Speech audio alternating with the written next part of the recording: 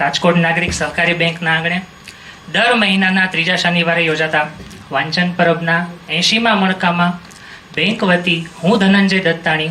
આપ સર્વે શ્રોતાઓનું હાર્દિક સ્વાગત કરું છું તથા ઓનલાઈન યુટ્યુબના માધ્યમથી નિહાળી રહેલા સૌ ભાવકોને પણ આવકારું છું.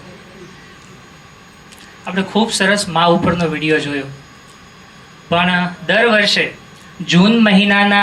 ત્રીજા રવિવારે ફાધર્સ ડે ઉજવાય છે. માતા વિશે ખૂબ લખાયું છે સાહિત્યમાં, પણ પિતા વિશે બહુ જૂજ લખાણું છે. તો આજે મારે એ મોકો સાંપડવો છે કે આવતીકાલે ફાધર્સ ડે છે, તો આજના મણકાની શરૂઆત પિતા ઉપર એક બે રચનાથી કરવી છે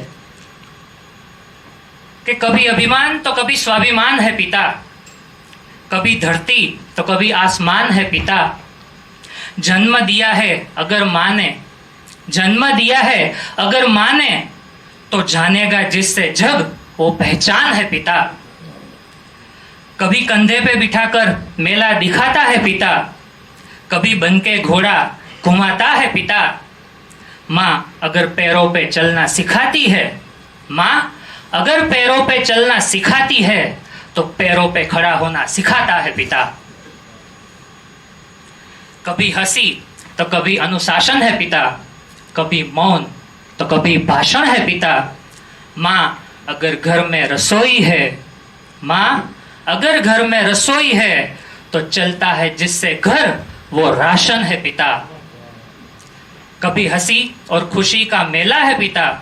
कभी कितना तन्हा और अकेला है पिता, माँ तो कह देती है अपने दिल की बात, माँ तो कह देती है अपने दिल की बात, पर सब कुछ समेट के आसमान सा फैला है पिता, पर सब कुछ समेट के आसमान सा फैला है पिता. ने બીજી એક રચના પરિતોષ ત્રિપાઠીએ લખેલી છે કે પિતા રોટી है कपड़ा है मकान है, पिता रोटी है कपड़ा है मकान है, पिता नन्हे से परिंदे का बड़ा आसमान है, पिता है तो घर में प्रतिपल राग है, पिता है तो घर में प्रतिपल राग है, पिता से माँ की चूड़ी बिंदी और सुहाग है, पिता है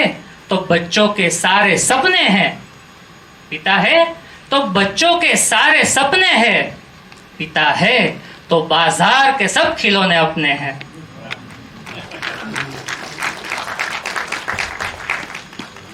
છેલ્લે હિન્દી થઈ તો ગુજરાતી કેમ રહી જાય?